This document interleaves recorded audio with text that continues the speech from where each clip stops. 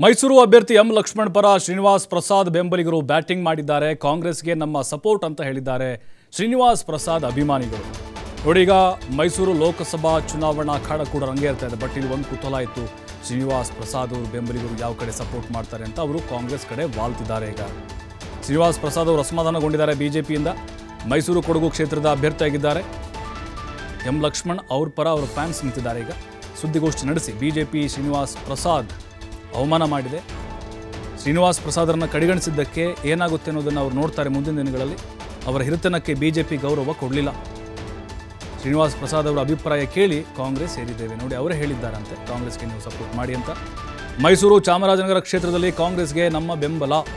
ಶ್ರೀನಿವಾಸ್ ಪ್ರಸಾದ್ ಅವರ ಅಭಿಮಾನಿ ಈ ರೀತಿಯಾದಂಥ ಹೇಳಿಕೆಯನ್ನು ಕೊಟ್ಟಿದ್ದಾರೆ. ಮೈಸೂರು ಚಾಮರಾಜನಗರ ಕ್ಷೇತ್ರದಲ್ಲಿ ನಾವು ಬೆಂಬಲವಾಗಿ ನಿಲ್ತೇವೆ. ಇದು ಅವರ ಅಭಿಮಾನಿ ಭರತ್ ರಾಮಸ್ವಾಮಿ ಅವರ ಹೇಳಿಕೆಯಾಗಿದೆ. ನೋಡಿ, ಶ್ರೀನಿವಾಸ್ ಪ್ರಸಾದ್ ಅವರಿಗೆ ರಾಜಕೀಯ ನಿವೃತ್ತಿ ಆಯಿತು. ಅವರು ಅಲ್ಲಿಂದರೆ ಟಿಕೆಟ್ ಕೇಳಿದರು, ಬಿಜೆಪಿಯವರು ಕೊಡಲಿಲ್ಲ. ಸೌಜನ್ಯಕ್ಕಾದರೂ ಬಂದು ಮಾತನಾಡಲಿಲ್ಲ.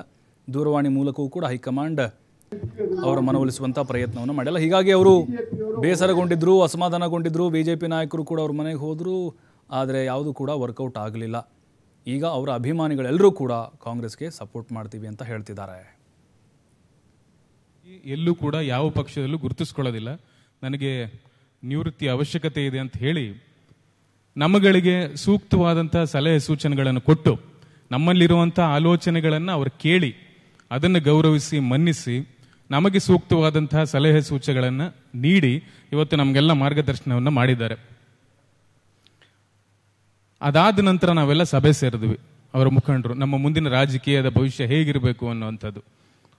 ಅನೇಕಾರು ಮುಖಂಡರು ಮೈಸೂರು ಚಾಮರಾಜನಗರ ಭಾಗದಲ್ಲಿ ಅಸಂಖ್ಯಾತ ಮುಖಂಡರುಗಳು ಚರ್ಚೆಯನ್ನು ನಡೆಸಿ ನಾವು ಒಮ್ಮತದಿಂದ ನಾವು ಕಾಂಗ್ರೆಸ್ ಪಕ್ಷಕ್ಕೆ ಸೇರಬೇಕು ಅನ್ನುವಂಥ ನಿರ್ಧಾರವನ್ನು ಮಾಡಿ ಅದನ್ನು ಮಾನ್ಯ ಶ್ರೀನಿವಾಸ್ ಪ್ರಸಾದ್ ಅವರ ಗಮನಕ್ಕೆ ತಂದು ಅವರ ಒಪ್ಪಿಗೆಯ ಮೇರೆಗೆ ಅವರು ಬಹಳ ಸಂತೋಷದಿಂದ ನಮ್ಮ ನಿರ್ಧಾರವನ್ನು ಒಪ್ಪಿ ನಮಗೆ ತಕ್ಕಂಥ ಸಲಹೆ ಸೂಚನೆಗಳನ್ನು ಕೊಟ್ಟು ಇವತ್ತು ನಾವೆಲ್ಲರೂ ಕೂಡ ಮಾನ್ಯ ಮುಖ್ಯಮಂತ್ರಿಗಳ ಸಮ್ಮುಖದಲ್ಲಿ, ಸಚಿವರುಗಳ ಸಮ್ಮುಖದಲ್ಲಿ, ಎಲ್ಲ ಶಾಸಕರುಗಳ ಸಮ್ಮುಖದಲ್ಲಿ ಕಾಂಗ್ರೆಸ್ ಪಕ್ಷವನ್ನು ಸೇರಿರುವಂಥದ್ದು.